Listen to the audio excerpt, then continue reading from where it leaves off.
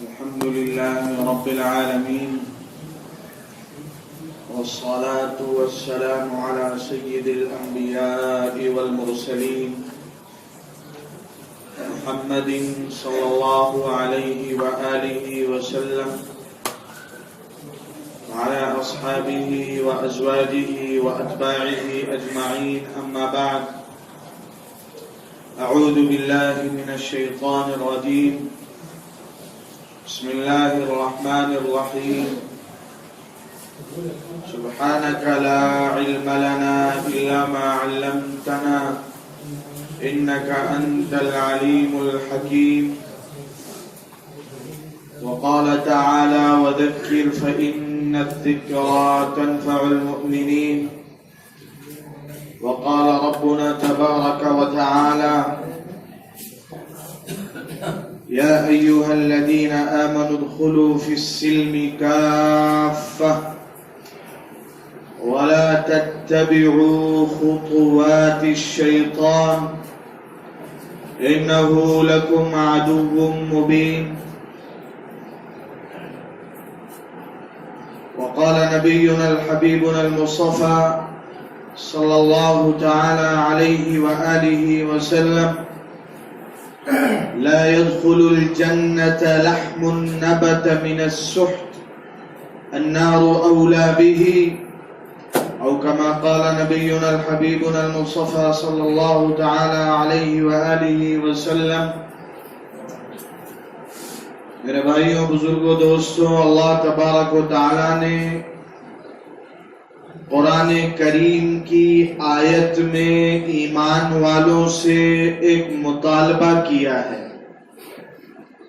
کسی خاص شہر اور ملک اور وقتی زمانے کے لوگوں سے نہیں ہے، بلکہ قیامت تک آنے والی سیدنا آدم علیہ السلام کی اولاد اور تمام جناتوں کی نسل سے یہ مطالبہ ہے اللہ تبارک و تعالیٰ کا کہ پورے ایمان میں داخل ہو جاؤ.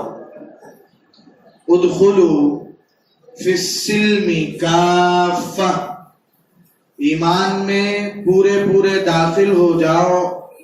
آدھا تیتر آدھا بٹیر والا معاملہ چھوڑ دو. اللہ آگے کہتے ہیں: لا تتبعوا خطوات الشیطان، تمہارے راستے کی رکاوٹ بڑی ہے، شیطان ہے. بعض مرتبہ ایسا ہوگا تمہارا جی چاہے گا سادگی کے ساتھ نکاح کر لیا جائے بیٹے کا، سنت کے مطابق سادگی کے ساتھ، بیٹی کا نہیں، بیٹی میں تو ہر ایک چاہتا ہے سادگی سے ہو جائے. اپنے معاشرے میں دل گردے اور مردانگی کی بات یہ ہے اپنے بیٹے کا کرے آدمی سادگی اور سنت. ایک عالم صاحب کے پاس ایک صاحب اپنی اتری ہوئی صورت لے کر پہنچے کہ کس طرح بیٹی کا نکاح میری سادگی کے ساتھ سنت کے مطابق ہو جائے. اللہ نے سمجھداری عطا کیا تھا عالم صاحب کو. انہوں نے کہا: چچا میاں، آپ کی صرف بیٹی ہے یا بیٹا بھی تھا؟ نہیں، بیٹا بھی تھا. اس سے پہلے ان کی شادی نکاح ہو گئی یا باقی ہے؟ نمٹ گئے اس سے تو الحمدللہ فارغ ہو گئے. تو عالم صاحب نے کہا: آپ نے اس وقت پوچھا تھا کسی سے بیٹے کا سادگی اور سنت کے مطابق بغیر جہیز کے حرام مطالبے کے، جہیز کے ناجائز اور حرام مطالبے کے بغیر آپ نے نکاح کیا تھا؟ حرام یاد رکھیے گا، جہیز کے ساتھ نسبت. تو اب وہ جو ہے خاموش ہو گئے.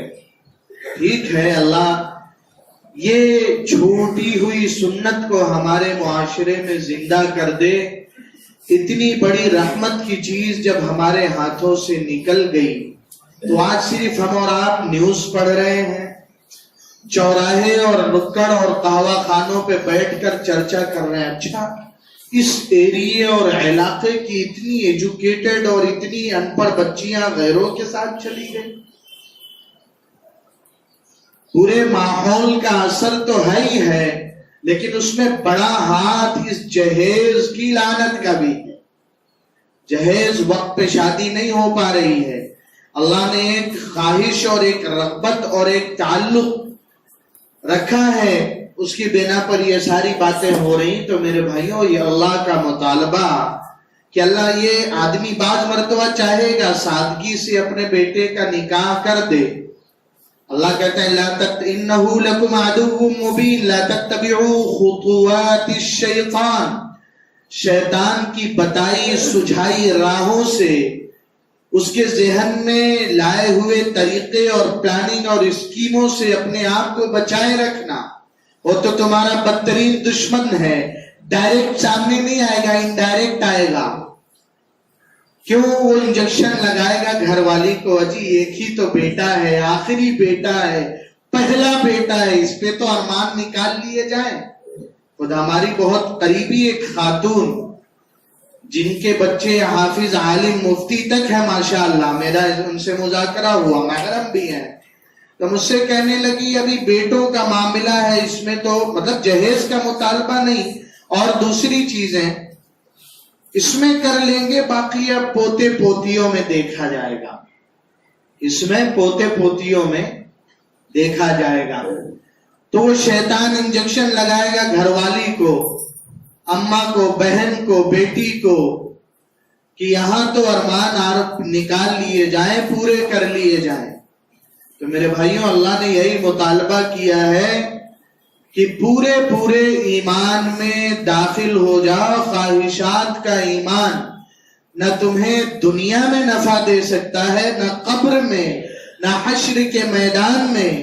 روایات میں آتا ہے جناب محمد الرسول اللہ صلی اللہ، درود پاک پڑھیں محبت اور عظمت کے ساتھ، صلی اللہ تعالی علیہ وآلہ وسلم کے سامنے حوض کوثر پہ جب پیاس کی وجہ سے گلے میں کانٹے چبھتے محسوس ہو رہے ہوں گے، آدمی کا دم گھٹ رہا ہوگا، گرمی اور تپش اور سورج کی سختی کا یہ حال اور یہ عالم ہوگا کہ پسینوں کے سمندر میں آدمی غوطے کھائے گا اور ڈبکیاں لگائے گا.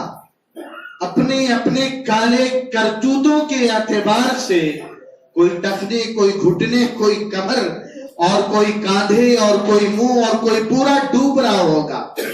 کچھ اللہ کے نیک بندے ایسے بھی ہوتے ہیں، اللہ آخرت کے احوال دنیا میں ہمارے استاد تھے، انتقال ہو گیا، اللہ ان کے درجات کو بلند کرے.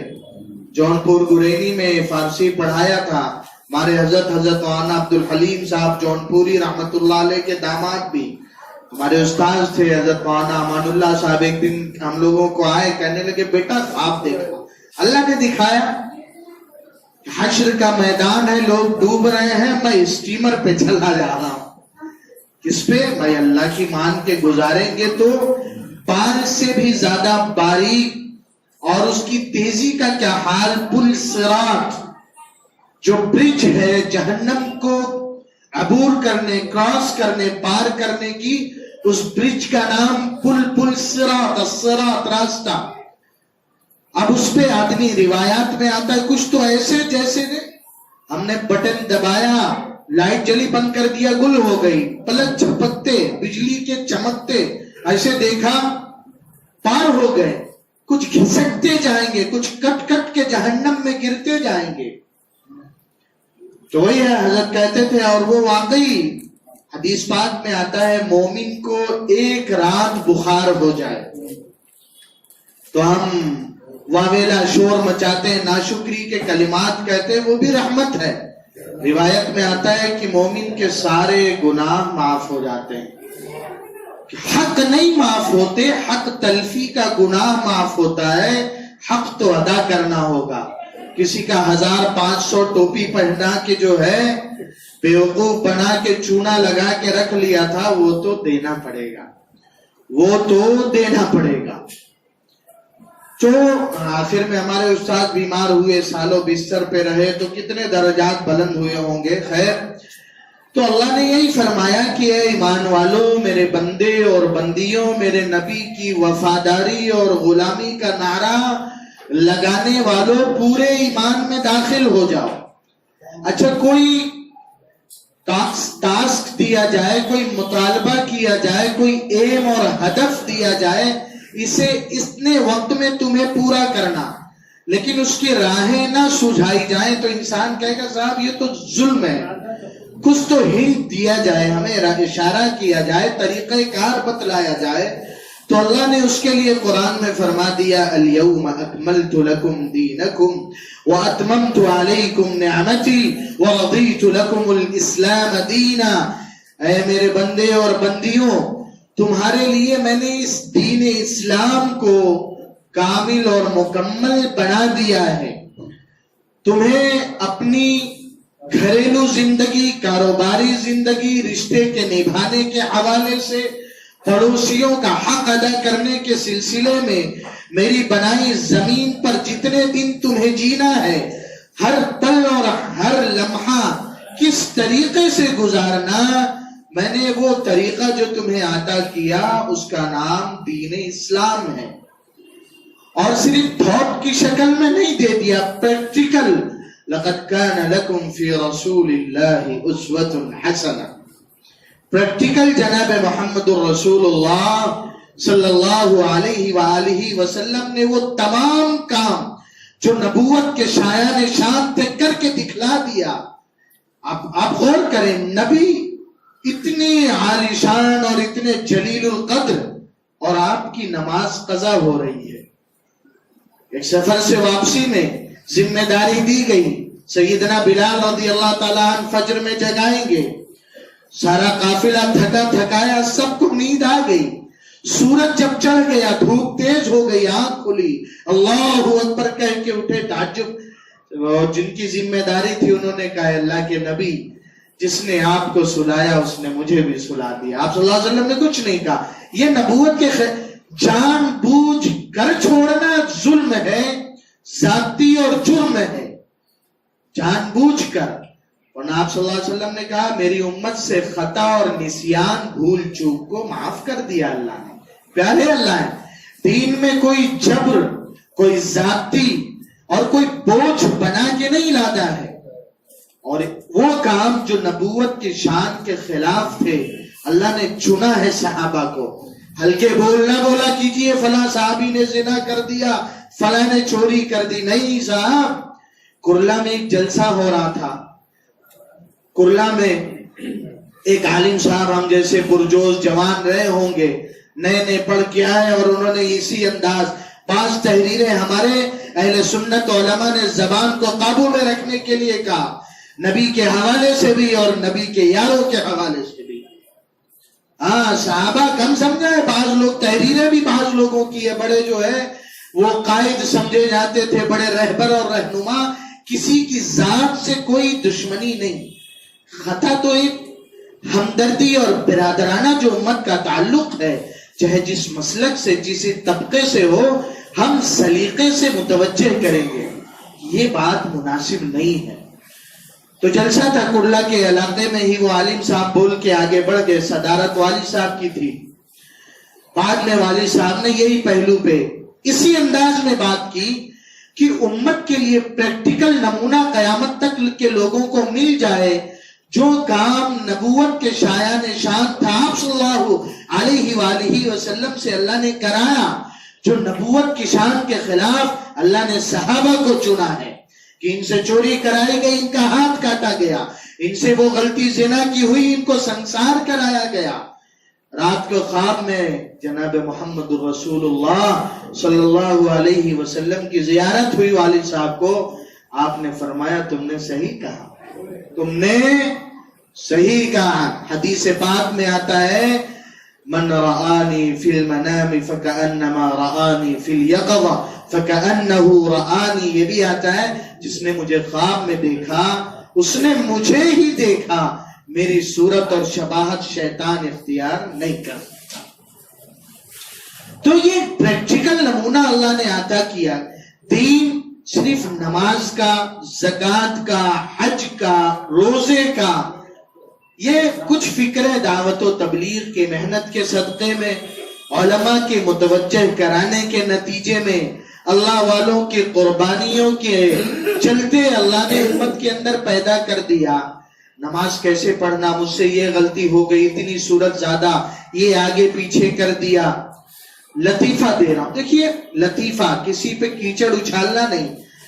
وانا بھوپال کے تھے خان صاحب، ندوۃ العلماء کے ناظم اور معتمد بھی بنا دیے گئے تھے. ابھی نام ذہن سے نہیں آ رہا ہے، اللہ کرے یاد آ جائے. تو ان سے ایک بیجا علم نہیں، کم علمی کی بنیاد پہ ایک جوان نے اعتراض کر لیا کہ مولانا آپ لوگ درود نہیں پڑھتے، درود پاک نہیں پڑھتے. تو مولانا نے کہا کہ اچھا بھائی، فوری طور پہ کوئی جواب نہیں دیا. نماز کا وقت ہو گیا، کہا آؤ جماعت بنا لیتے ہیں، ہم دو ہی ہیں.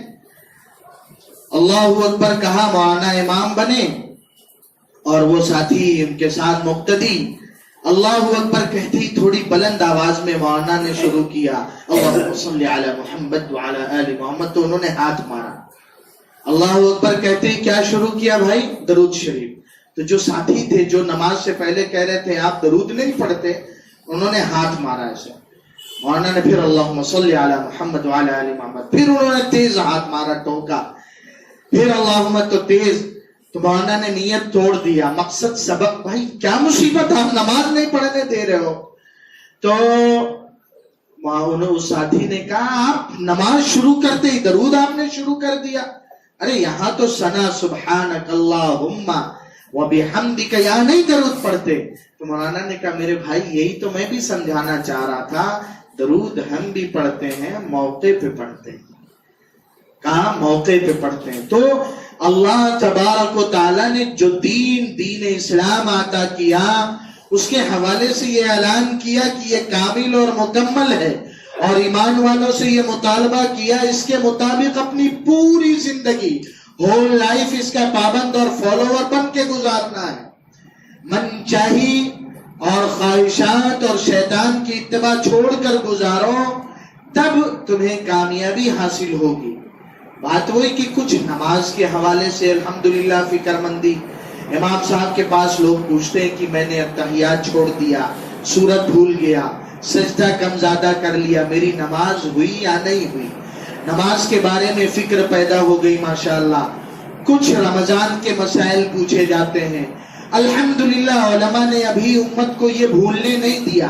ایک زمانہ ایسا آیا تھا اپنے ہندوستان، اور یہ چھوٹے نہیں، عظیم تر ہندوستان پر، جس کی سرحدوں میں افغانستان اور بنگلہ دیش اور برما تک کے علاقے شامل تھے. اس ہندوستان کے مسلمانوں کے اندر سے حج کرنے کی فکر اور شعور ختم ہو چکا. پھر سید احمد شہید بریلوی رحمت اللہ علیہ، بریلی کے رہنے، رائے بریلی عالمیہ ندوی تکیہ بریلی جو ہے لکھنؤ کے قریب، سید احمد شہید جنہوں نے انگریزوں کے خلاف جہاد کیا، پھر شہادت کا جام نوش کیا، شہادت اللہ نے عطا کی. انہوں نے پورا قافلہ تیار کرا کے اعلان کروایا حج کو جائیں گے، حج کو جائیں گے. تو کیوں حج کا چرچا ختم ہوا تھا تو حج کی بھی فکر ختم ہو گئی تھی. ابھی علماء نے زکوٰۃ کی فکر کو مٹنے نہیں دیا. اس کی وجہ بڑی یہ ہے، رمضان میں لوگوں بیانات ہوتے ہیں، مدارس کا تعاون کیجئے، مکتب کا تعاون کیجئے، اللہ نے یہ مطالبہ. علماء آتے ہیں تو ابھی یاد ہے اتنا یاد، زکوٰۃ بھی فرض. لیکن ایک بڑی چیز جو ذمہ داری بنیادی طور پہ ہماری تھی، ہم اپنے بزنس اور تجارت اور کاروبار کے حوالے سے حلال و حرام کا شعور رکھیں. نماز کے لیے جمعہ ماشاءاللہ آباد ہے، مسائل پوچھے جاتے ہیں، لیکن کاروبار اور بزنس اور تجارت، جناب محمد الربی، میں نے حدیث پاک بھی سنایا کہ اللہ کے نبی صلی اللہ علیہ وآلہ وسلم نے فرمایا حدیث پاک میں، لا يدخل الجنت لحم النبت من السحت، کہ حرام روزی سے بدن کا جو حصہ پرورش پائے گا، جو گوشت پیدا ہوگا، وہ جنت میں نہیں داخل ہو سکتا. النار اولا بہ، وہ زیادہ جہنم کی آگ کا حقدار، جہنم میں ڈالا جائے گا.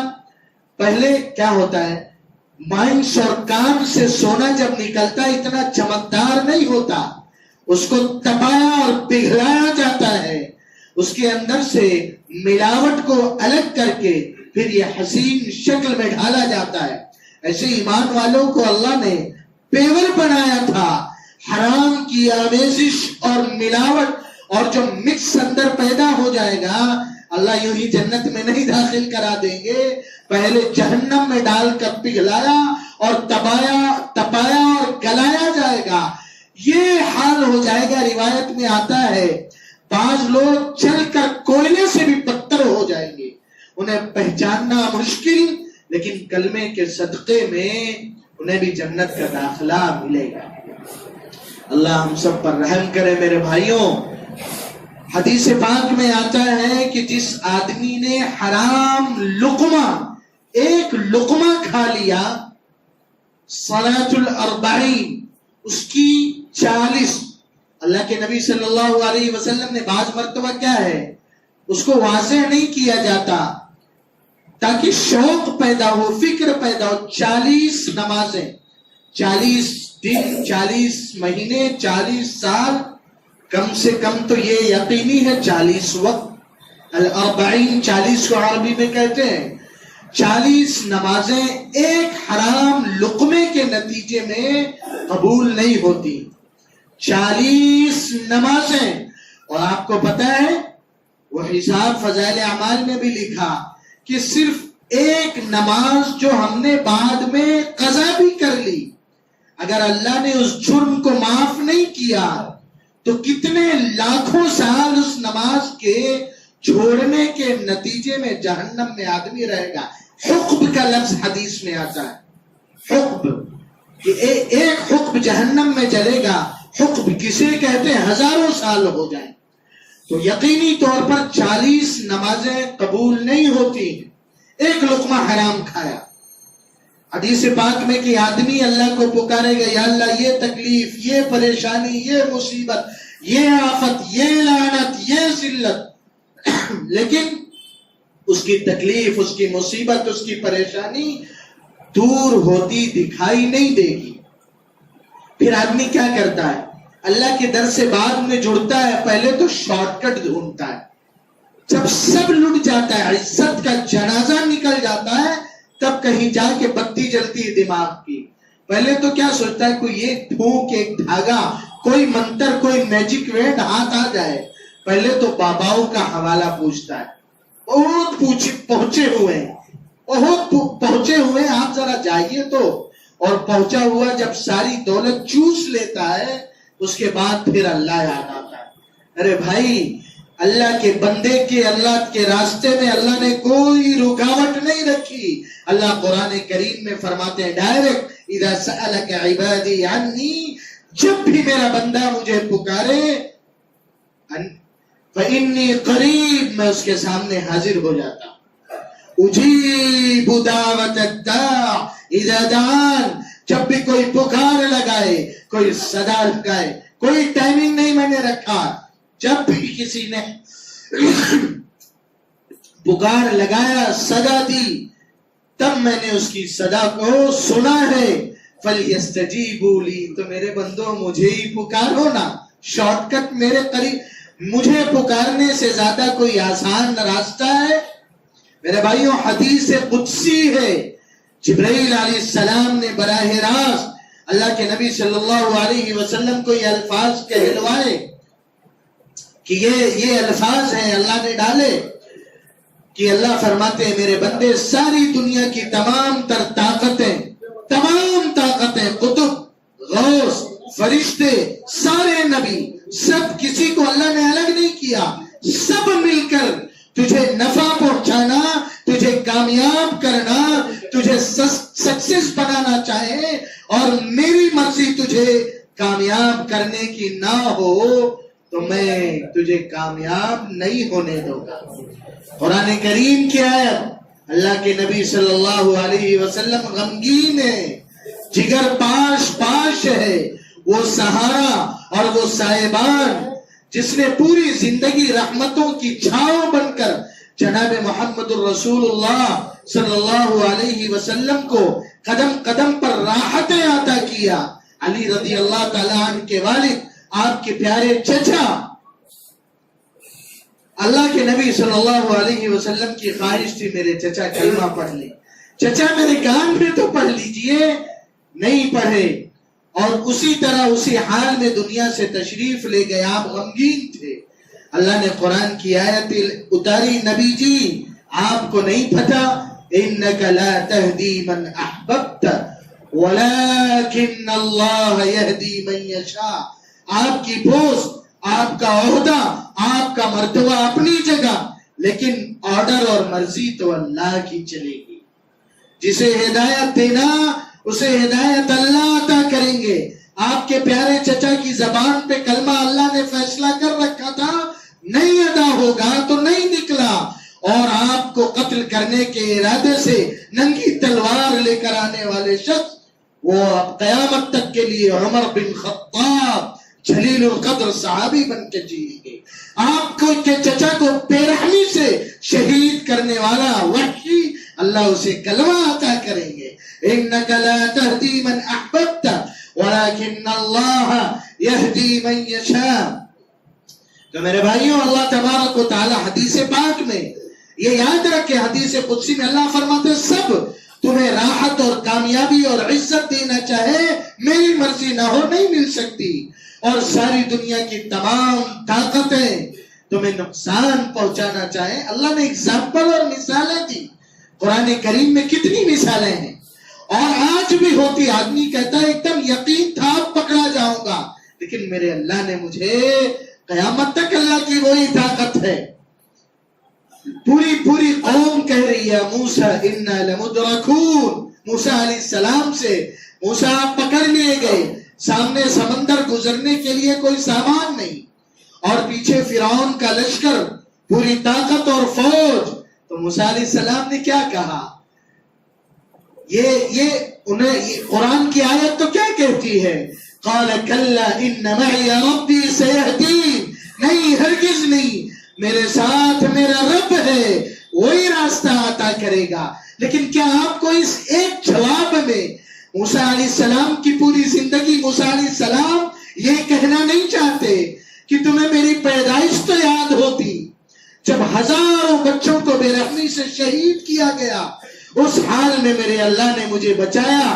جب میری ماں نے سمندر کی بے رحم موجوں کے حوالے مجھے گر دیا، تب میرے اللہ نے مجھے بچایا، اور اسی فرعون کے دربار میں مجھے پہنچا کر میرے اللہ نے میری پرورش کروائی. میرا اللہ کیا آج بھی ہمارے ساتھ نہیں؟ تو میرے بھائیوں، کس طرح اللہ نے قرآن کریم کی آیتیں ہماری فکر اور سوچ کا علاج کرتی ہیں. تو وہی بات کہ اللہ تبارک و تعالی نے حدیث پاک میں آتا ہے کہ جناب محمد رسول اللہ صلی اللہ علیہ وآلہ وسلم کا ارشاد، میرا بندہ خوب روئے گا، بلبلائے گا، تڑپے گا، اپنی پریشانی کا اظہار کرے گا، لیکن رحمان اور رحیم ہونے کے باوجود مجھے اس پر رحم نہیں آئے گا. کیوں؟ کیونکہ اس نے حرام کھا رکھا ہوگا. اس کی رگوں میں گردش کرنے والا، دوڑنے والا خون حرام روزی اور حرام کمائی کی وجہ سے پیدا ہوا. اس کا گوشت، اس کی ہڈیاں، اور ہڈی اور گوشت پر چڑھی اور بچھی ہوئی کھال سب حرام کھانے کے نتیجے میں پھر حرام کے ساتھ میری مدد اور میری رحمت اور میرا رحم اس پر نہیں نازل ہوگا. تو میرے بھائیوں، کہنا یہی ہے. ماشاءاللہ پروگرام کرائے جاتے ہیں محلے میں، مسجدوں میں، سیرت النبی کا پروگرام بالکل ہونا چاہیے، فلاح اصلاح معاشرہ کا پروگرام بالکل ہونا چاہیے. لیکن ہمارے بستی اور محلے میں کاروبار کرنے والے، تجارت کرنے والے، ملازمت نوکری کرنے والے سرونٹ کتنے لوگ ہیں، کتنوں کی دکانیں؟ یہ بھی تو فکر ذمہ داری.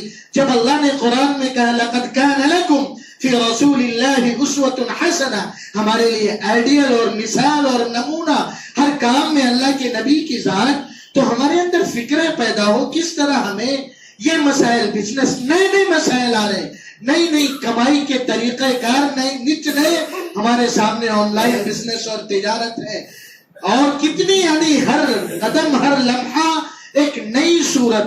شریعت اسلام ہر لمحے ہماری رہبری اور رہنمائی کرے گی. لاکھوں خرچ ہوتے ہیں پروگرام میں، ذمہ داران میں یہ فکر آئے. علماء بھی اس حوالے سے کمی اور کوتاہی کا شکار. جمعہ میں بیانات ماشاءاللہ دوسری سب کی ضرورت، لیکن اس کی بھی تو ضرورت ہے کہ جس کمائی ایک تک وقت ہے بیان کا، وقت کب تک ہے؟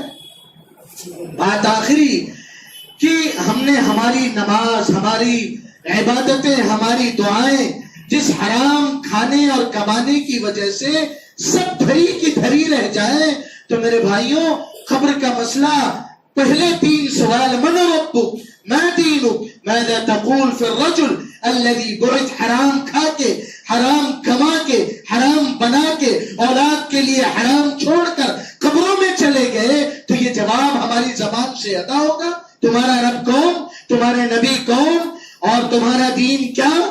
تو یہ فی بعض مرتبہ نہ جاننے کی وجہ سے، ایک تو صاف حرام جسے قرآن حدیث نے کہا، ایک صاف حلال. ایک چیز حرام ہے لیکن کچھ شکلیں دینی ایسی اس کی صورتیں بدل دی جائیں تو حرام حلال کے دائرے میں آ جاتی. تو ذمہ داری اس بات کی ہے، اس حوالے سے بھی فکریں پیدا ہو.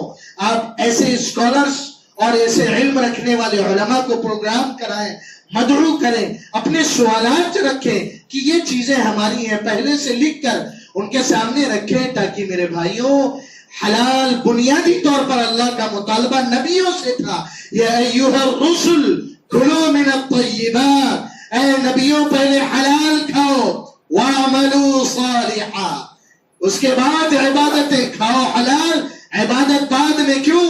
حرام کے ساتھ یہ عبادتیں رائے گا. سورہ جمعہ میں، جمعہ کے نام کی جو سورت اللہ نے قرآن میں اتاری، اس میں ایمان والوں سے کہا فَإِذَا قُضِيَتِ الصَّلَاةُ، جب جمعہ کی نماز پڑھ لو، فَانْتَشِرُوا فِي الْأَرْضِ وَابْتَغُوا مِنْ فَضْلِ اللَّهِ، تو پھر اب اللہ کی زمین پر پھیلو، بزنس اور تجارت اور کاروبار کرو. وَاذْكُرُوا اللَّهَ كَثِيرًا لَعَلَّكُمْ تُفْلِحُونَ، اللہ کو بھول نہ جاؤ. منمانی طور پر کاروبار بزنس تجارت نہ کرو، اللہ کی مان کے چلو گے. لعلکم تفلحون، اس دھوکے سے نکلو کہ بازار اور مارکیٹ کا سسٹم یہ، اگر دین کو اپنایا تو ناکامی. اللہ کہتے ہیں نہیں، لعلکم تفلحون، تم یقیناً کامیاب ہوگے، تم یقیناً. اللہ کہنے سننے سے زیادہ عمل کرنے کی توفیق عطا فرمائے. اللہ ہم کو ساری امت کو حرام سے بچائے اور حلال کمانے اور کھانے اور حلال موقعوں پر خوب خرچ کرنے کی اللہ توفیق عطا فرمائے. اللہم ارنا الحق حقا وارزقنا اتباعه وارنا الباطل باطلا وارزقنا اجتنابه. سبحان ربك رب العزة عما يصفون وسلام على المرسلين والحمد لله رب العالمين.